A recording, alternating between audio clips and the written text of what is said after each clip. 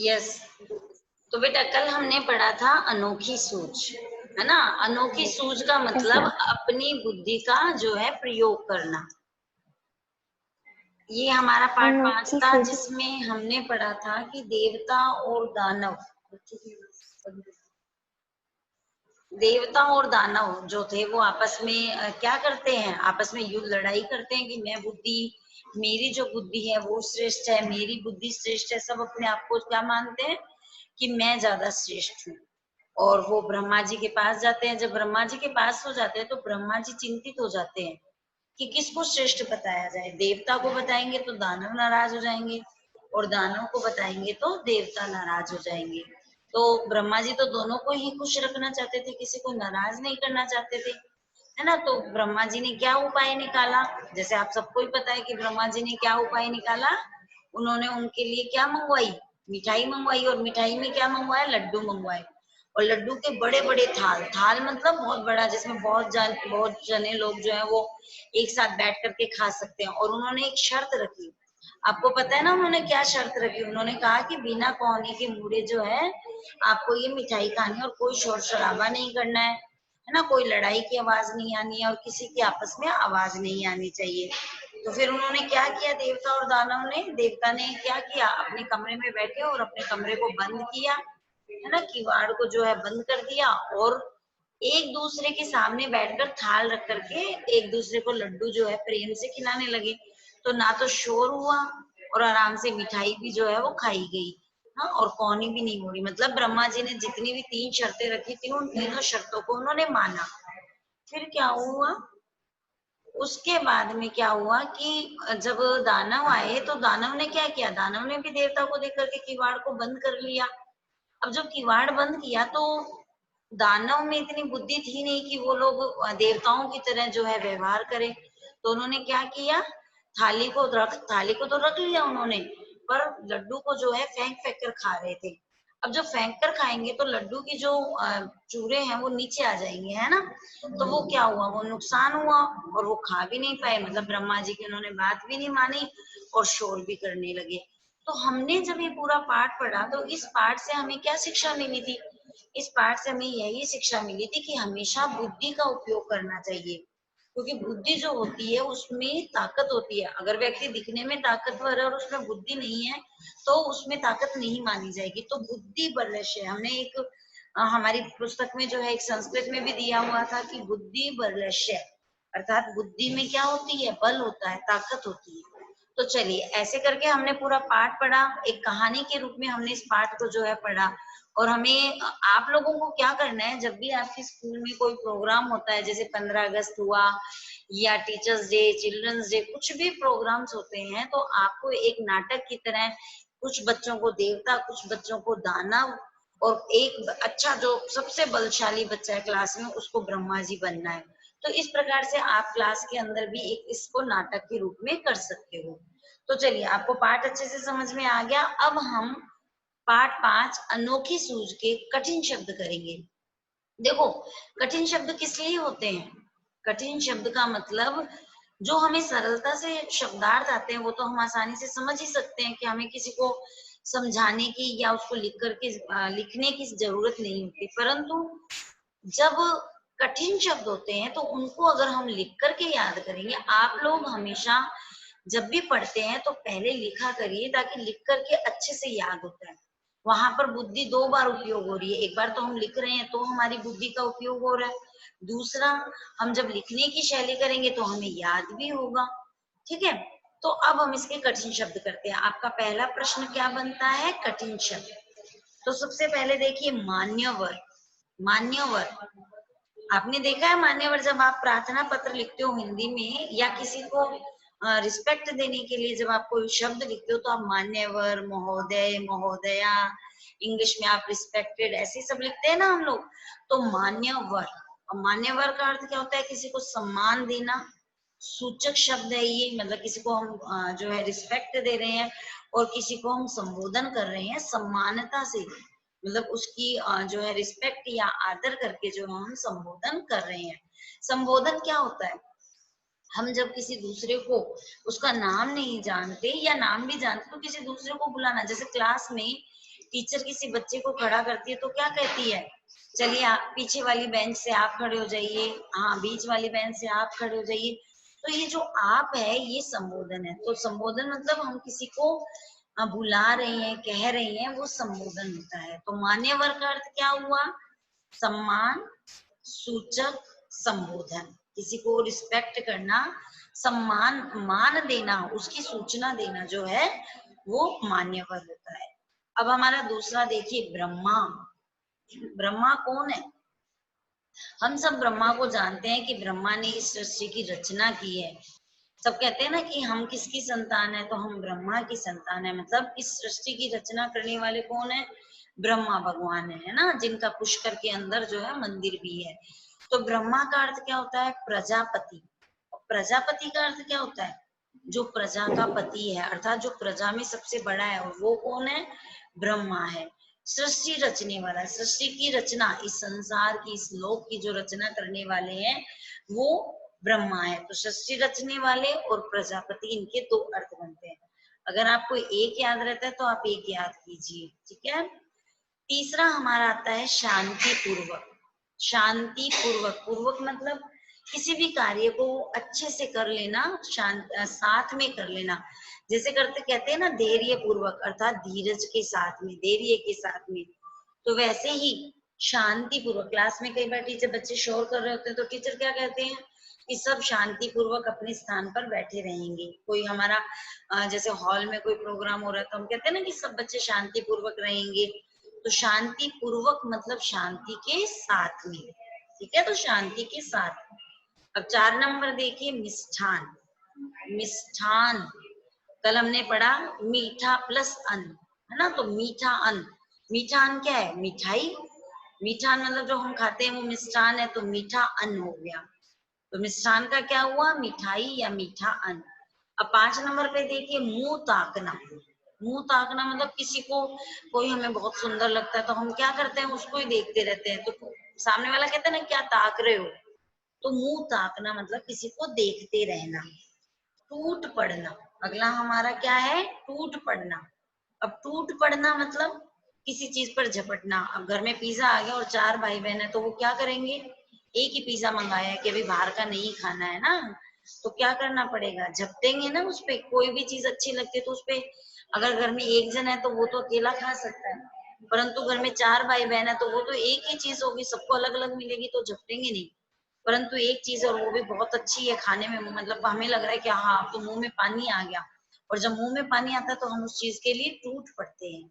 तो टूट पड़ने का अर्थ क्या हुआ, झपटना, किसी चीज पर गिर जाना, झपट लेना उस चीज को। बंदर होता है और बंदर को केला दिखाओ तो केला देख करके वो क्या करेगा, फटाफट से उस केले के ऊपर झपटेगा, झपटा मारता है। हम कहते हैं ना लौकिक भाषा में हम कहते हैं कि क्षेत्रीय भाषा में कहते हैं कि झपटा मार दिया। तो टूट पड़ना, झपटना।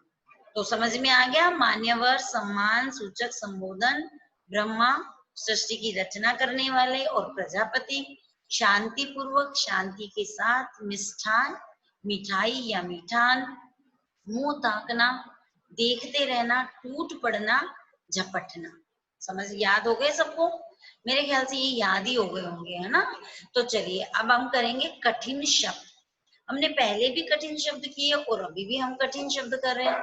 तो ये जो नीचे वाले कठिन शब्द है इनका हम अर्थ नहीं कर रहे, इनका हम उच्चारण कर रहे हैं कि कैसे बोले जाते हैं। तो देखो मान्यवर, मैंने जैसे आपको कल बताया, अगर हम इसमें पूरा न लगाएंगे तो क्या बनेगा, मान्यवर। अब मान्यवर तो गलत है ना, अशुद्ध है। इसको शुद्ध करने के लिए हम कैसे बोलेंगे, मान्यवर। न के ऊपर आधा जो वर्ण होता है उस पर हमें दबाव देना होता है। जब हम आधे वर्ण पर दबाव देते हैं तो वो अपने आप से आधा हो जाता है, ठीक है। फिर सेकंड हमारा है प्रजापति। अब बच्चे क्या करते हैं, प्रजापति बोलते हैं, पर बोलेंगे तो प के नीचे तो रह नहीं आएगा ना, रेप पैर में तो नहीं आया, तो इसको बोलेंगे प्रजापति। फिर है आमंत्रित। बच्चे क्या करते हैं, आमंत्रित को गलत बनाते, आमंत्रित प्र पे मात्रा नहीं लगाते, बीच में ना लगा देते हैं तो वो गलत होता है, आमंत्रित, ठीक है। और चौथा हमारा है मिष्ठान। आधा न, देखो मैंने बताया ना वर्ण पे जोड़ दो न, आधा न पे जोड़ देंगे तो क्या बनेगा, मिष्ठान। ठीक है। अब देखो मौखिक प्रश्न उत्तर करते हैं। मौखिक प्रश्न उत्तर में प्रजापति किसे कहा गया है। अब प्रजापति किसे कहा गया है, अब आप बताइए मुझे। मुझे पता है आप सबको आंसर आ रहा है ना सबको, तो सब अपने मन में बताइए कि प्रजापति किसे क्या कहा गया है। प्रजापति ब्रह्मा जी को कहा गया है। कौन है प्रजापति, ब्रह्मा जी कौन है, सृष्टि की रचना करने वाले। समझ में आया, प्रजापति किसे कहा गया है, प्रजापति ब्रह्मा जी को कहा गया है। अब दूसरे नंबर पे देखिए, पहले दिन प्रजापति ने देवता और दानवों को क्या उत्तर दिया। प्रश्न कहाँ से आया, जब हमने पाठ पढ़ा था तो पहले दिन जो है देवता और दानव प्रजापति अर्थात ब्रह्मा जी अर्थात सृष्टि की रचना करने वालों के पास गए और पूछा था कि हम में से श्रेष्ठ कौन है, हमारी बुद्धि किसकी तेज है ना। तो देखो प्रश्न क्या है, पहले दिन प्रजापति ने देवता और दानवों को क्या उत्तर दिया, क्या उत्तर दिया। तो देखो पहले दिन प्रजापति ने देवताओं और दानवों को उत्तर दिया कि कल भोजन के बाद बताऊंगा कि कौन बुद्धि में श्रेष्ठ है। ये बात क्यों कही थी ब्रह्मा जी ने कि कल बताऊंगा, वो इसलिए कही थी क्योंकि वो देवता को भी नाराज नहीं कर सकते थे और दानव को भी नाराज नहीं कर सकते थे। तो इसलिए उन्होंने कहा कि कल भोजन के बाद बताऊंगा कि कौन बुद्धि में श्रेष्ठ है।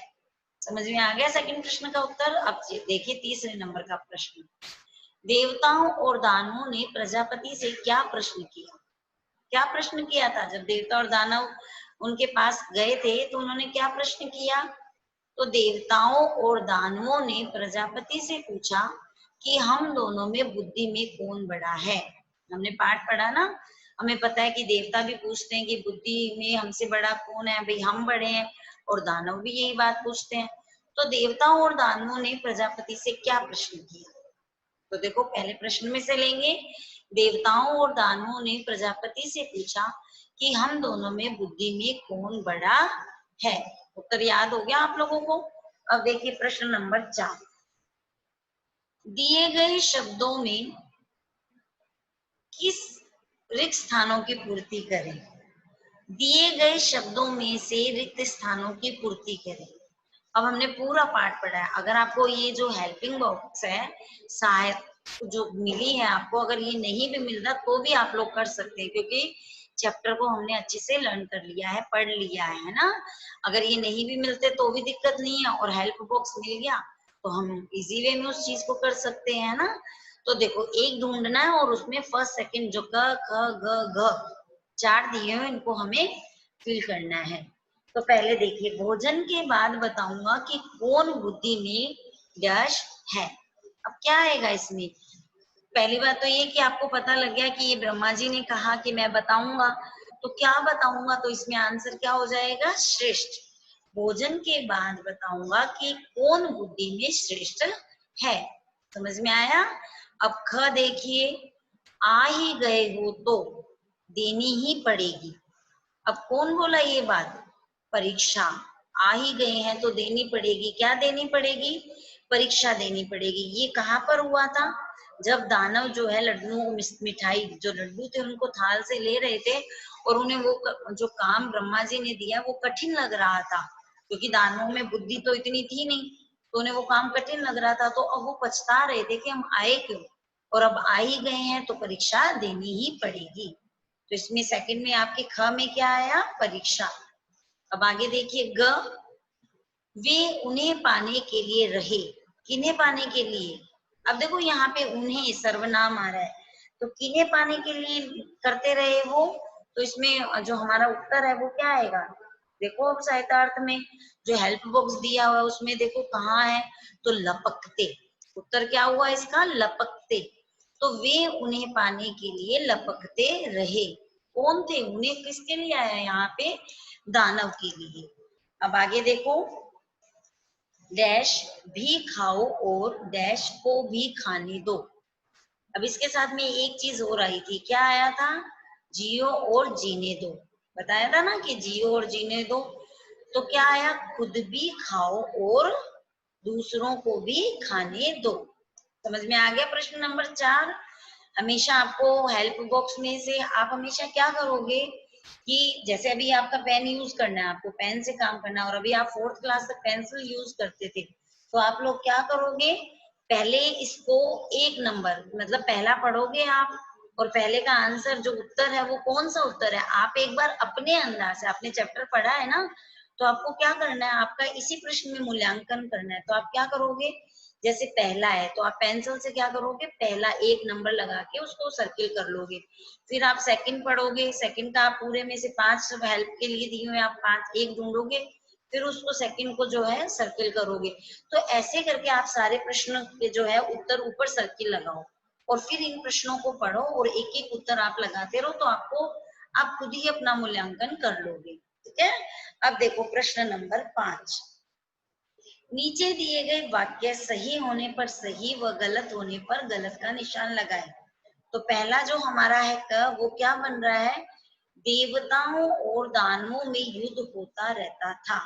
अब बताओ ये राइट है कि रॉन्ग है, आपने पढ़ा है इसको, देवता और दानव तो हमेशा ही युद्ध करते हैं ना, अमृत पाने के लिए भी देवता और दानव ने युद्ध किया था, और जब देवता यज्ञ आदि करते हैं तो दानव जो राक्षस होते हैं वो आकर के उसमें विघ्न डालते हैं। मतलब क्या हुआ कि जो अच्छे लोग होते हैं उनको परेशान करने के लिए हमेशा बुरे लोग आ जाते हैं, और हमें क्या बनना है, हमें अच्छे लोग बनना है। तो देवताओं और दानवों में युद्ध होता रहता था कि नहीं होता था, होता था ना, तो ये क्या होगा, राइट होगा। ठीक है। अब ख में आ जाओ, देवता और दानव दोनों को एक ही कमरे में बैठाया गया। दोनों बैठे थे क्या एक कमरे में, या अलग अलग बैठे थे, तो अलग अलग बैठे थे ना, और अपने अपने कमरों की जो किवाड़ है उनको बंद कर लिया था, तो ये क्या हो गया हमारा, गलत हो गया, रोंग। ठीक है। अब ग देखो, प्रजापति ने बिना शर्त भोजन करवाया। करवाया था क्या प्रजापति, मतलब ब्रह्मा जी सृष्टि की रचना करने वाले, बिना शर्त भोजन करवाया और उसी समय जवाब भी दे दिया, ऐसा हुआ था, नहीं हुआ था। प्रजापति ने क्या शर्त रखी थी कि मैं जो है अपने अपने कमरे में कोहनी को मोड़ना नहीं है, और फेंकना नहीं, मतलब बिखेरना नहीं है, और बिना हा हा शोर करे बिना ही खाना, ऐसी कुछ शर्त रखी थी, 3 शर्तें रखी थी। तो प्रजापति ने बिना शर्त भोजन करवाया, नहीं करवाया, तो ये गलत हो गया। अगला देखो, देवता परीक्षा में श्रेष्ठ निकले। कौन निकला था श्रेष्ठ, देवता ने क्या किया था, जो प्रजापति थे अर्थात जो ब्रह्मा जी थे या सृष्टि की रचना करने वाले थे, उन्होंने कहा कि देवता जो है वो परीक्षा में श्रेष्ठ निकले, क्योंकि उन्होंने प्रजापति की जो है शर्त, तीनों शर्तों को जो है पूरा कर दिया था, तो देवता परीक्षा में श्रेष्ठ निकले, ये सही है। अब देखो प्रश्न नंबर 6, निम्न प्रश्नों के उत्तर लिखिए। हमने पाठ पढ़ा, हमें सब प्रश्नों के उत्तर अपने आप से ही अब आ रहे हैं, तो हम सिर्फ एक बार इसको पढ़ेंगे। प्रजापति ने भोजन करने के लिए किनको आमंत्रित किया, प्रजापति ने देवताओं और दानवों को भोजन करने के लिए आमंत्रित किया। किसको आमंत्रित किया, देवताओं और दानवों। ठीक है। तो देखो हमेशा याद रखो, जब भी आप प्रश्न उत्तर करते हो तो पहले सिर्फ आपको एक या आधी लाइन ही याद करनी पड़ती है। पहले आप क्या करोगे, प्रश्न को अच्छे से पढ़ोगे, फिर प्रश्न में से आपको कितनी जो है कितने वाक्य या कितने वर्ड शब्द जो लेने वो आप देखो। अब जैसे देखो पहला प्रश्न है, प्रजापति ने भोजन करने के लिए किनको आमंत्रित किया, तो अब आपको पता है ना किनको, ये जो किनको आया है ये WH वर्ड है ना, ये क से शुरू होने वाला, क से शुरू होता है तभी तो प्रश्न बनता है हिंदी में, जैसे इंग्लिश में WH वर्ड होता है, कहाँ, किसको, किनका, कैसे, क्यों, किस प्रकार से, है ना। तो आपको सिर्फ वही देखना है। देखो प्रजापति ने भोजन करने के लिए किनको आमंत्रित किया, तो किनको आमंत्रित किया था, तो प्रजापति ने भोजन करने के लिए देवताओं और दानवों को आमंत्रित किया। अब आप इसको आगे भी ले सकते हो, आप पीछे भी ले सकते हो, कोई दिक्कत नहीं है। अब प्रश्न नंबर 2 देखिए, प्रजापति ने भोजन करने की क्या शर्त रखी, प्रजापति ने भोजन करने की क्या शर्त रखी, क्या शर्त रखी थी, प्रजापति ने शर्त रखी कि भोजन जो है वो बिना कोहनी मोड़े करना है, कोहनी को मोड़ना नहीं है। तो वहां पे देखा ना हमने उस पिक्चर में कि देवता जो है वो हाथ को एकदम सीधा करके एक दूसरे को प्यार से लड्डू खिला रहे थे, और दानवों में बुद्धि की कमी थी तो उन्होंने उछाल उछाल के खाया। तो प्रजापति ने भोजन करने की क्या शर्त रखी? उत्तर क्या है?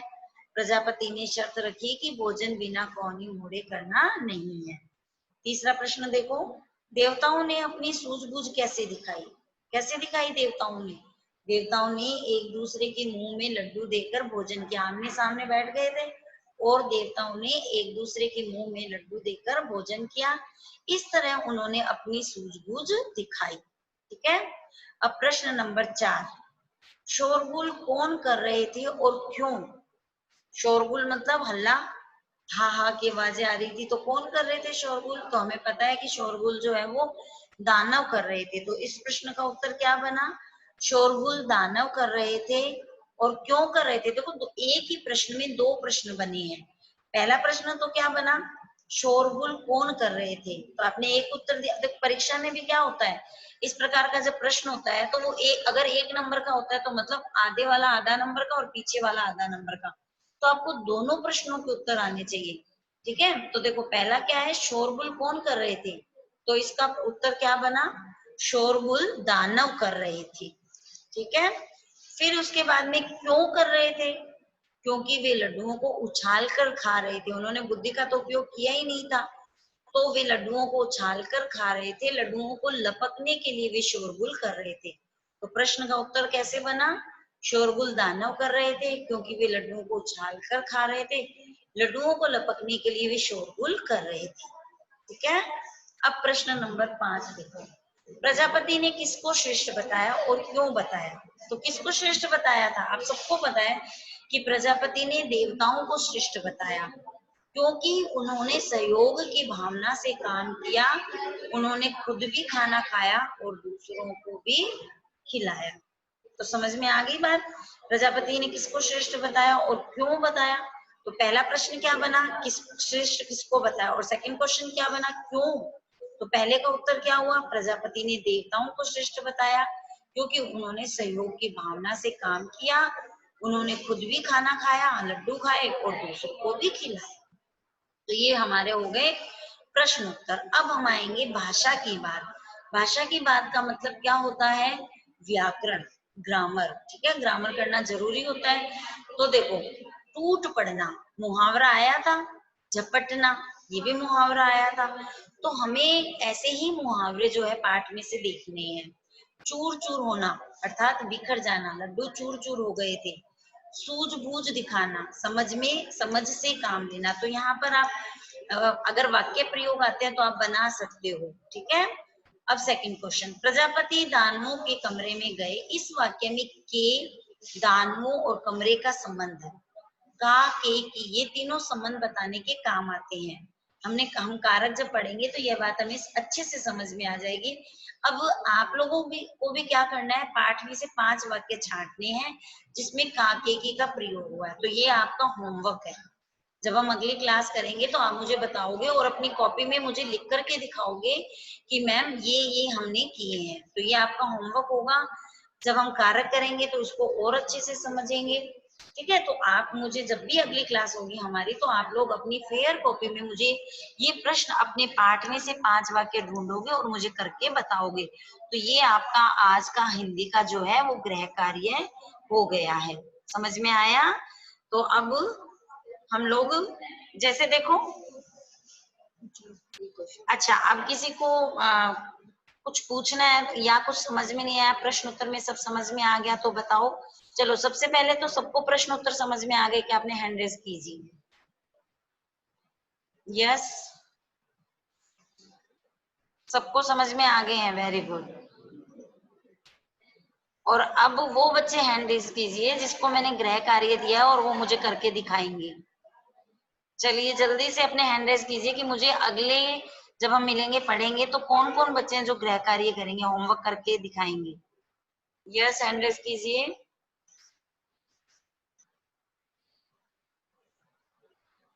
Yes, very good.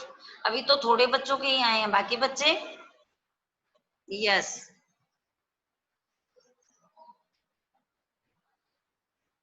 चलिए वेरी गुड।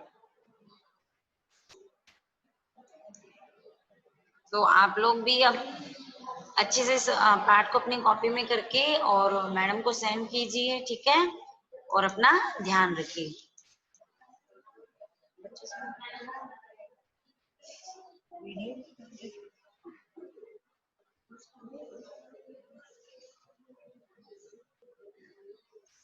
मैम त्योहार, मैम चैप्टर 4 आपने नहीं कराया। नहीं बेटा, क्यों नहीं कर? यस, तो हमने आज पार्ट 5 किया, इसको अच्छे से अपनी कॉपी में करके और अपना जो गृह कार्य दिए उसको भी कीजिए और अपना ध्यान रखिए। चलिए बेटा, ओके बाय।